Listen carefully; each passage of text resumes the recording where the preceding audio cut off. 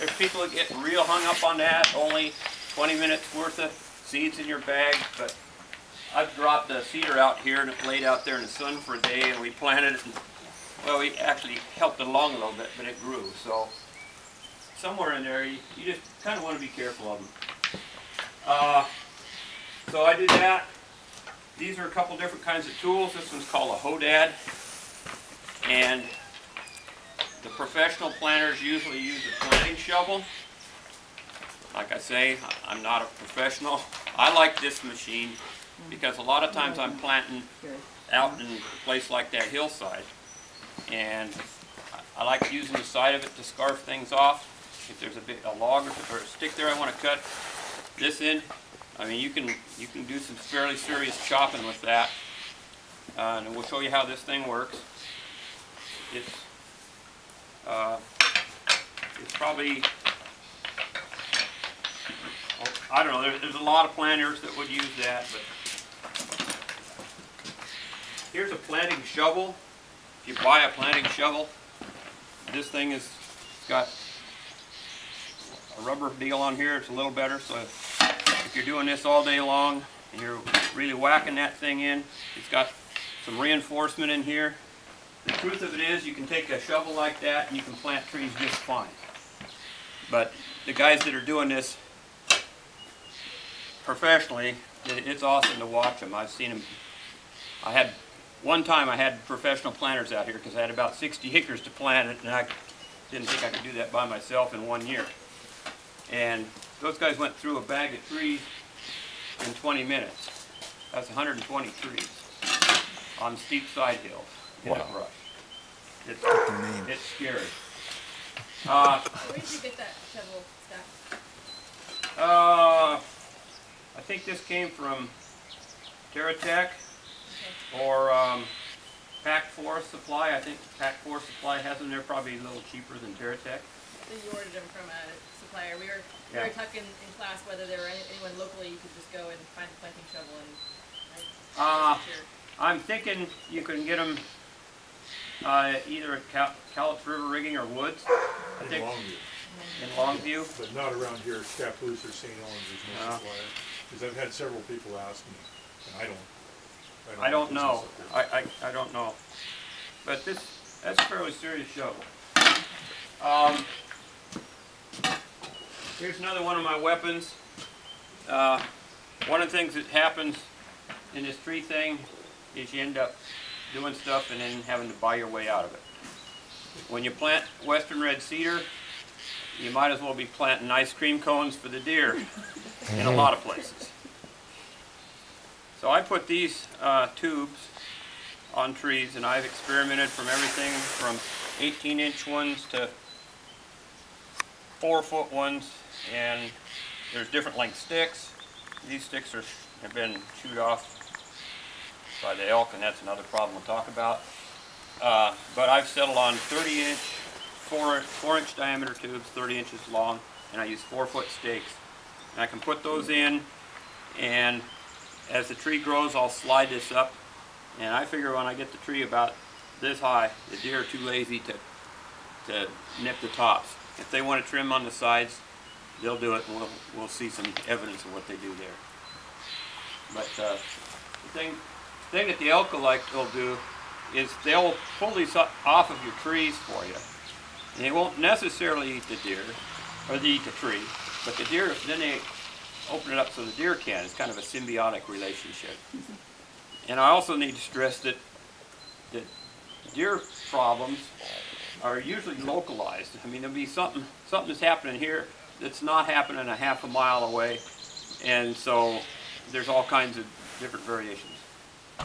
And the last trick I've been doing with these is I put these out where I'm going to plant before I have the trees, like about 3 or 4 months ahead of time, and the elk pull them off, and then I plant, and they've been leaving them alone. Now this has worked for me twice, 2 years now. In fact, one place up here where I planted, there's a skid road, I planted this side, and I did this trick before I did that.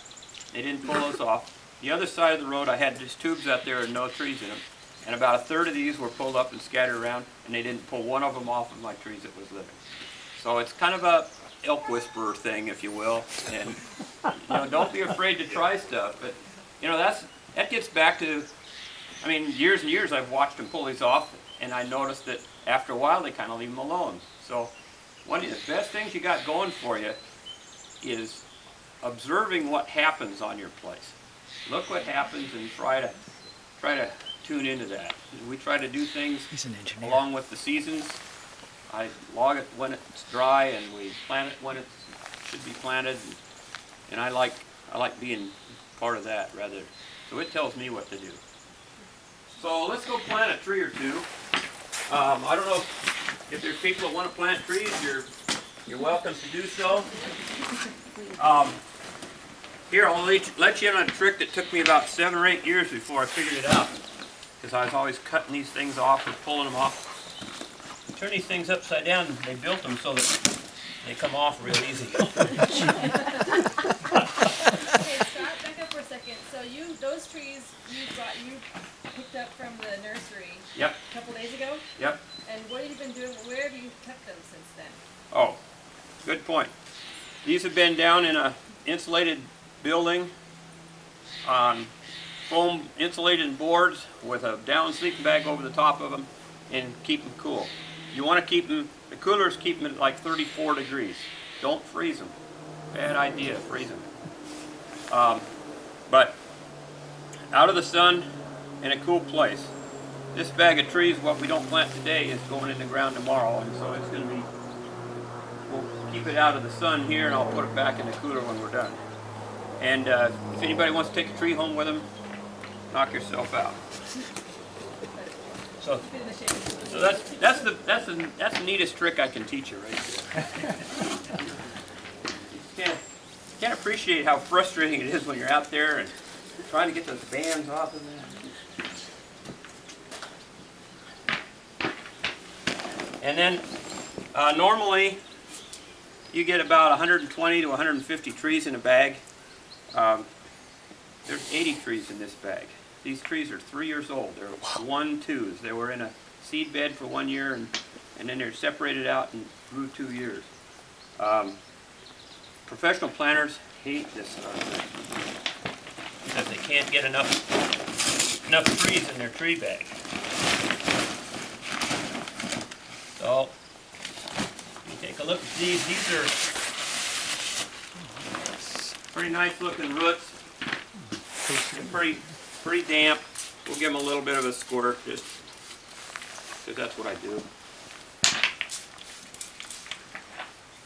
That's a good idea. You don't want to soak them. Like I wouldn't put them some people think you should put them in a bucket of water. Yeah, I wouldn't do that. And you can dip them if you want, but don't let them sit in standing water for more than a second or two.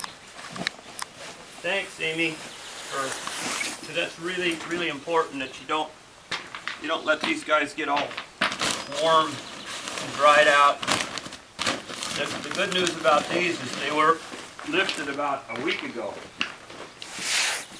But they normally lift these things in January, and they're wanting me to get down there, and I'm trying to hold off. And you have to go to California for these? yeah, Coast Redwood? that's where I've been getting these, from a nursery that's been down there for about 15 or 20 years. And the real sad part of it is that because of economics, they're shutting it down. Oh. And they're selling the nursery. I had tears in my eyes when I went down there to see that. So you actually go and pick them up yourself? Yeah. We left kind of early in the morning. But Scott was picking up seedlings for the whole tree sale for 12 of those too, so it wasn't like this. Yeah. The trees that we had wouldn't fit the pickup. We had a 1-ton truck. So we had about 7,000 trees or something. Okay.